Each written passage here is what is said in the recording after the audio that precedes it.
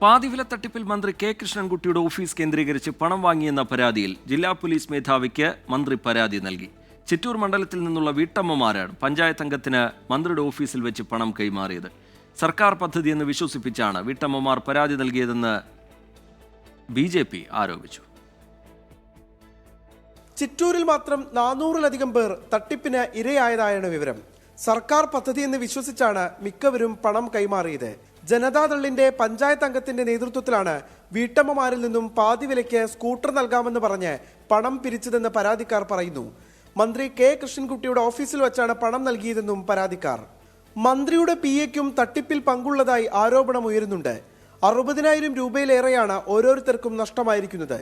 വീട്ടമ്മമാർക്ക് പണം നഷ്ടമായതിന്റെ ഉത്തരവാദിത്വം മന്ത്രിക്കും പാർട്ടിക്കുമെന്ന് BJP ആരോപിച്ചു. നിങ്ങൾ അവരെ ബന്ധപ്പെട്ടിട്ട് അടിയന്തരമായിട്ട് നമ്മൾ ആലോചിക്കുന്നുണ്ട്. ഈ പറയുന്ന 400 പേരെയും ഒന്നിച്ച് വിളിക്കാൻ നമ്മൾ തീരുമാനിക്കുന്നുണ്ട്. ഈ ആളുകളെ കൂടി ഒന്നിക്കുക. പോരാടിയാൽ മാത്രമേ ഇത് പണം കിട്ടുള്ളൂ. വീട്ടിലിരുന്ന പണം കിട്ടുമെന്ന് വിചാരിക്കേണ്ട. എന്നാൽ താനോ ഓഫീസോ അറിഞ്ഞ് ഒരു തട്ടിപ്പും നടന്നിട്ടില്ലെന്ന് മന്ത്രി കെ കൃഷ്ണൻകുട്ടി ആവർത്തിച്ചു. ജില്ലാ പോലീസ് മേധാവിക്ക് ഇതുമായി ബന്ധപ്പെട്ട് പരാതി നൽകിയെന്നും മന്ത്രി. മന്ത്രിയുടെ ഓഫീസിൽ ഇവിടെ നിന്ന് ആരും ചെയ്തതായിട്ട് ഞാൻ അന്വേഷിച്ചു. ഞാൻ ഒരു അന്വേഷണം നടത്തുന്നുണ്ട്. ഇവിടെ നിന്ന് ആരെങ്കിലും അതിൽ പെട്ടിട്ടുണ്ടെങ്കിൽ അവർ ഈ സ്ഥാനത്തുണ്ടാവില്ല. ഞങ്ങൾ പോലീസിനെ കൊണ്ടും വളരെ ശക്തമായി ആരാണെങ്കിലും ശരി അതിന്റെ ശക്തമായ നടപടി എടുക്കാൻ പറഞ്ഞു. ഇതിന്റെ കള്ളത്തരം മുഴുവൻ പുറത്തു കൊണ്ടുവരണമല്ലോ. ഇനി സ്കൂട്ടർ വേണ്ട, പണം മടക്കി കിട്ടണമെന്നാണ് പരാതിക്കാർ പറയുന്നത്. 24 പാലക്കാട്.